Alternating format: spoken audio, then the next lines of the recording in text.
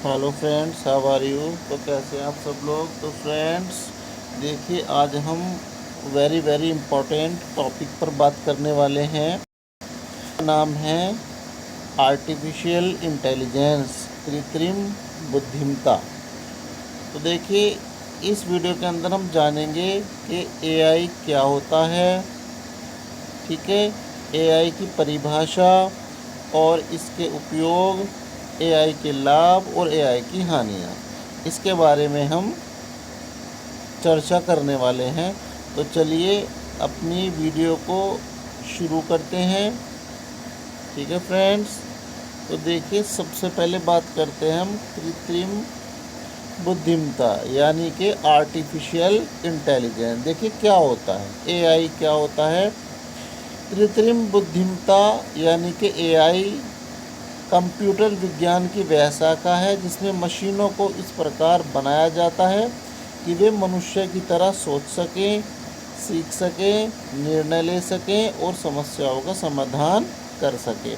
यानी कि जो हमारी जो मशीनें होंगी उनको इस तरीके से ट्रेंड किया जाता है कि वो मनुष्य की तरह काम कर सकें, चल फिर सकें और सोच सकें, समझ सकें। ठीक है फ्रेंड्स। तो देखिए एआई के लाभ क्या होते हैं।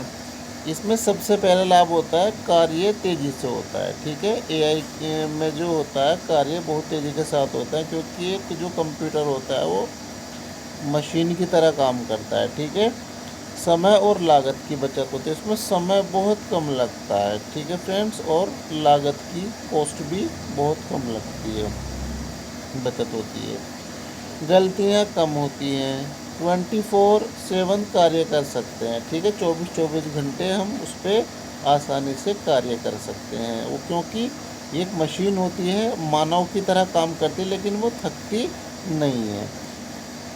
नेक्स्ट है, कठिन कार्यों को आसानी से किया जा सकता है ना। कठिन कार्य को आसानी से किया जा सकता है। अब देखिए एआई की हानियाँ क्या होती हैं, एआई से नुकसान क्या होते हैं, आर्टिफिशियल इंटेलिजेंस से नुकसान क्या होते हैं।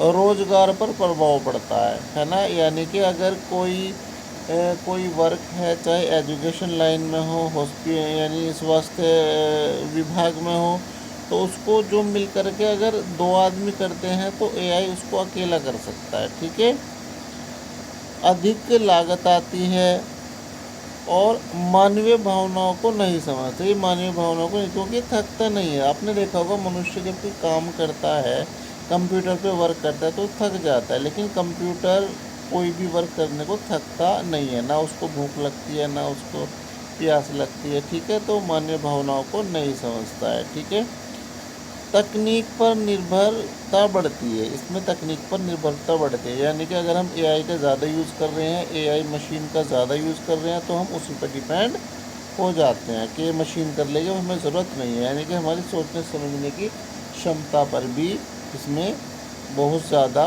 प्रभाव पड़ता है। ठीक है फ्रेंड्स।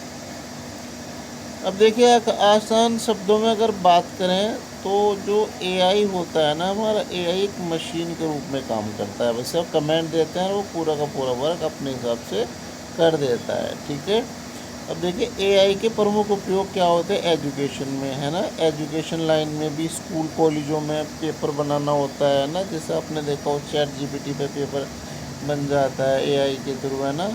जो हमारा पेपर जिसको बनाने में हमें आधा या 1 घंटा लग जाता है, उसको हम आसानी से सेकंडों में बना सकते हैं। कि स्वास्थ्य हेल्थ केयर में भी, हॉस्पिटल में भी, है ना, बीमारी के निदान के लिए, है ना, आप डालिए तो ये बहुत जल्दी सर्च कर लेता है।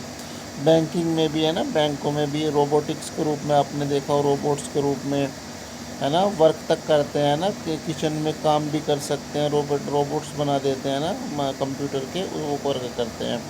सेल्फ ड्राइविंग कार में, है ना, परिवहन को चलाने में, और कृषि में, स्मार्ट फार्मिंग में। ठीक है फ्रेंड। अब देखिए एआई से निष्कर्ष क्या निकलता है। देखिए एआई आधुनिक तकनीक का महत्वपूर्ण हिस्सा है ना, एक मॉडर्न टेक्नोलॉजी का एक नया हिस्सा है। इसका सही और जिम्मेदारी से उपयोग करने पर यह शिक्षा, चिकित्सा, उद्योग और समाज के विकास में महत्वपूर्ण योगदान देता है। यानी कि एआई का अगर हम जो यूज़ कर रहे हैं वो बहुत ही ज़िम्मेदारी के साथ कर रहे हैं, तो वो हमारे समाज के लिए बहुत ज़्यादा हेल्पफुल होता है। ठीक है फ्रेंड, तो देखिए आपको हमारा वीडियो कैसा लगा। आप हमारी वीडियो को लाइक करें, सब्सक्राइब करें। Thank you friends.